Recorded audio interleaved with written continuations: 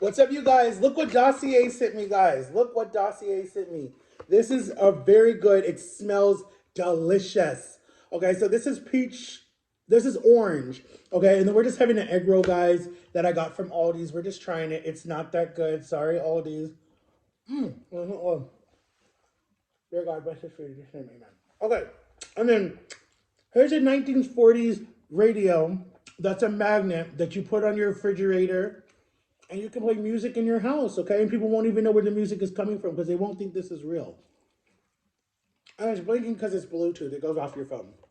But Dossier, I sprayed it already. It smells amazing. It smells like you just got out of the shower and you're clean. Oh my God.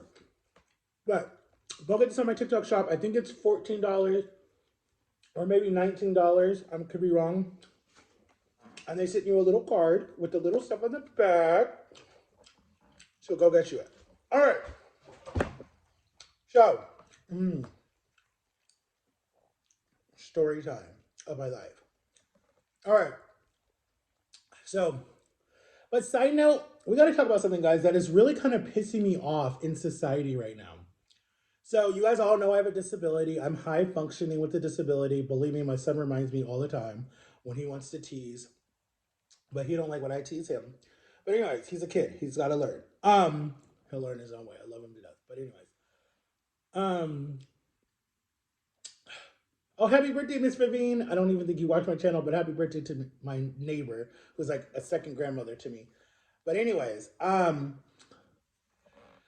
so I was watching a movie yesterday. No, I was watching a documentary about people with disabilities and how we're not recognized enough on TV. Because back in the day, people with disabilities were shipped away to boarding schools and stuff like that. Queen Elizabeth, or the royal family, she had two second cousins that had a disability. And in The Crown, they actually talk about it because the sister of the queen finds her cousins in the group home back then, right? In one of those crazy hospitals. We were tested on, we were abused. There was a lot of stuff that happened to people with disabilities back in the 1940s, all the way up until probably like the early 2000s. They just shut the school down. But anyways, I was watching this documentary and it was making me so angry that society was using us as test dummies like they do to the animals and the different pigs and goats and chickens and sheep and whatever, right? They test a lot of products on us, right? And I'm like, someone needs to say no, okay? And I look at life like this. I've been on this earth for 34 years of my life, right? I feel like haven't done anything with my life, right? I don't have any, like, I don't feel like I've done anything with my life, okay? To help the next generation, okay? I've been in people's lives. They can say if I've destroyed their life or I've made their life better, whatever they want to say. And it's orange too, my favorite color. Just realized that. But I would hope to God at my funeral, or even in general, they would say the only thing we remember from Matthew or Matt or Reese Boy or Biggie or whatever you want to call me, that I cared. I would want people to say he cared and he loved hard and he wore his heart on his sleeve. He hurt a lot, but he was a good person. I would want them to say that at my funeral, when they would get up to the podium to talk about me, I'd want them to say he cared and he loved people no matter what. And he gave a lot of himself, okay? That's just point blank, period. But the new thing that I think I want to work on in the next 5 years, okay, is yes, I want to get my book published. Yes, I want to get a movie made after me. Yes, I want to do more podcasts. And I want people to talk more about disabilities. Like, there's a lot of famous people. Like, there's this documentary that's coming out right now that Tashina, no, not Tashina, what's her face from Martin? I can never say her name right. Campbell. Her last name's Campbell. Something with it. Anyway, she's from Martin and she's from My Wife and Kids, and she's done a lot of other stuff, right? Anyways, her son, I think, I could be mistaken, because I know Tony Braxton has a son that is autistic, and I think she has one, and I know Sherry Shepherd has one, and I know there's some other famous people that have siblings or kids that have disabilities, right? Any type of disabilities. So now Hollywood, and it's only really the Black community of Hollywood that's really representing it. No, that's true. That's not true. McCartney, not not Jesse McCartney. What was her name? Anyways, her son has autistic. I think he's autistic. Well, anyways, or Asperger's, something like that, whatever. But they're finally starting to recognize what it does to a parent when they find out that their kid has a disability and how it dramatizes them. Some parents it doesn't.